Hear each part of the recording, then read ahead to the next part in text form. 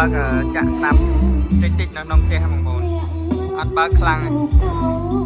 អានេះនិយាយទៅបើកប៉ុណ្ណឹងលាន់ចាប់ដើមលាន់តាំងតែខ្ញុំបើកប្រហែលជា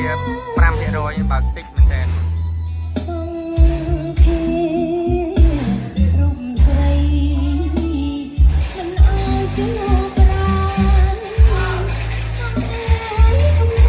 នេះមែនតាំងស្អីលាន់នេះគោមិនได้គោ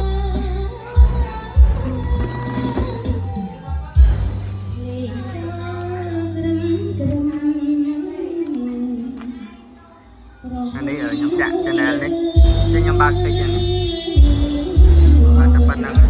ហើយនឹងវ៉ូលីមទូរស័ព្ទខ្ញុំបើកមិនតិចហ្នឹងអញ្ចឹងខ្ញុំមើលដល់ភ្លើងទៅលោតតិចហ្នឹងបើកតិចហ្នឹង